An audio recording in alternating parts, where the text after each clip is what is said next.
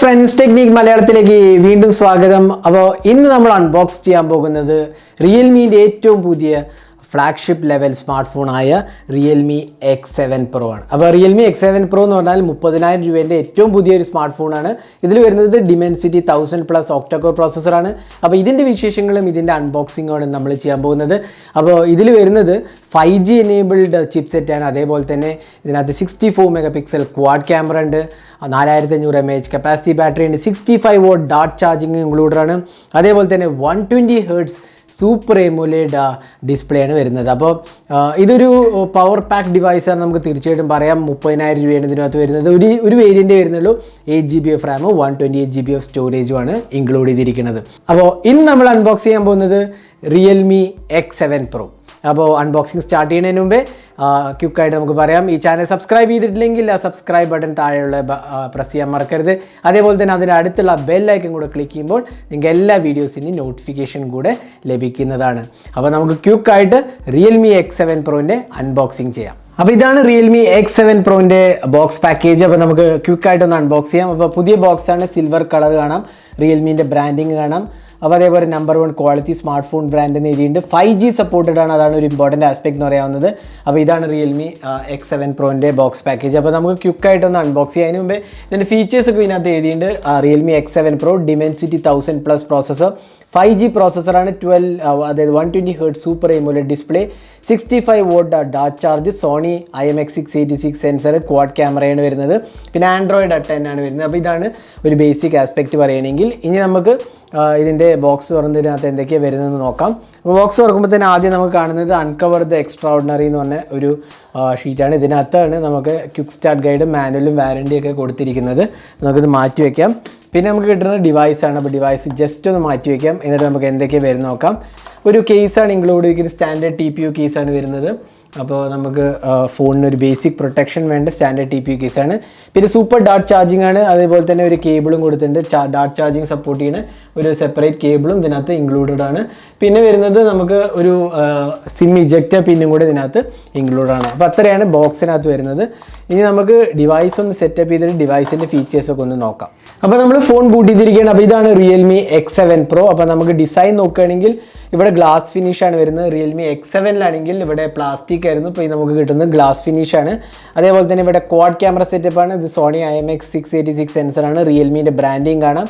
കുഴപ്പമില്ലാത്തൊരു ബിൽഡ് ക്വാളിറ്റിയാണ് വരുന്നത്. പിന്നെ ഇവിടെ നമുക്ക് പവർ കീ കാണാം, ഇവിടെ വോളിയം റോക്കർ കീസ്, താഴെ ഒരു സിം ട്രേയും USB Type-C പോർട്ടും സ്പീക്കർ യൂണിറ്റുമാണ് വരുന്നത്. അത്രേ ഇതിനകത്ത് ഡിസൈൻ്റെ കാര്യം പറയുകയാണെങ്കിൽ. പിന്നെ ഒരു പഞ്ച് ഹോൾ ക്യാമറ, സെൽഫി ക്യാമറയാണ് വരുന്നത്. പിന്നെ നമുക്ക് ഡിസ്പ്ലേൻ്റെ കാര്യം പറയുകയാണെങ്കിൽ 120 Hz റിഫ്രഷ് റേറ്റ് ആണ് വരുന്നത്. കണ്ടില്ലേ, വളരെ സ്മൂത്തായ ഒരു റിഫ്രഷ് റേറ്റ് ആണ്. അതേപോലെ തന്നെ സൂപ്പർ എമുലേഡ് പാനലാണ്. അപ്പോൾ നല്ലൊരു ഫീച്ചറായിട്ട് നമുക്ക് തീർച്ചയായിട്ടും പറയാൻ സാധിക്കും. നല്ല ഒരു ഡിസ്പ്ലേ ആണ്. അതേപോലെ തന്നെ ഡിസ്പ്ലേൻ്റെ വ്യൂയിങ് ആംഗിൾസും ടച്ച് റെസ്പോൺസും കളേഴ്സ് എല്ലാം തന്നെ നല്ല വൈബ്രൻ്റ് ആയ കളേഴ്സാണ്. നല്ല ഒരു ഡിസ്പ്ലേ ആണ്, നമുക്ക് തീർച്ചയായിട്ടും പറയാൻ സാധിക്കും.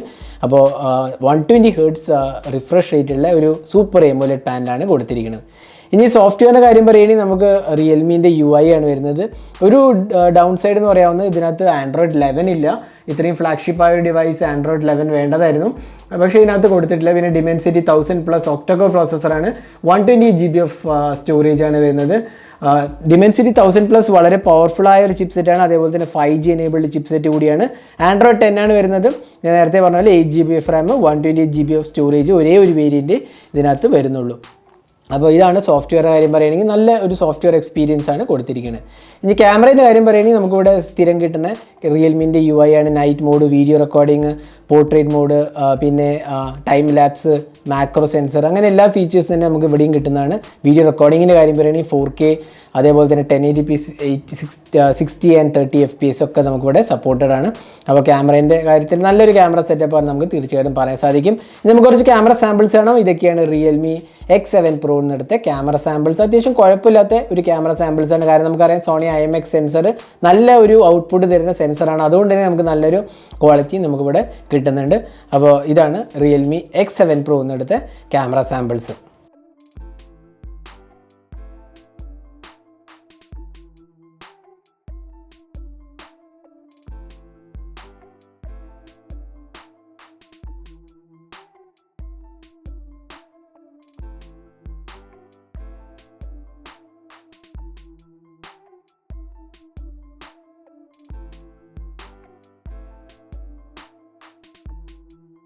ഇനി ഇതിനകത്ത് വരുന്നത് 4500 mAh കപ്പാസിറ്റി ബാറ്ററിയും 65 വാട്ട് ഫാസ്റ്റ് ചാർജിംഗ് ആണ് വരുന്നത്. നല്ലൊരു പവർഫുൾ ഫാസ്റ്റ് ചാർജിംഗ് ആണ്.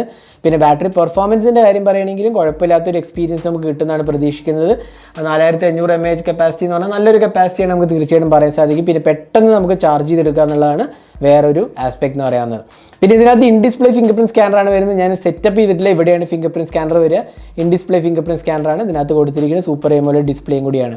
അപ്പോൾ ഓവറോൾ നോക്കുകയാണെങ്കിൽ 29,990, അതായത് 30,000 രൂപയ്ക്ക് കുഴപ്പമില്ലാത്തൊരു ഡിവൈസ് എന്ന് പറയാം. ഡൈമെൻസിറ്റി 1000+, നല്ലൊരു പവർഫുൾ 5G എനേബിൾഡ് പ്രോസസ്സറാണ്. 64 മെഗാപിക്സൽ ക്വാഡ് ക്യാമറ ഉണ്ട്.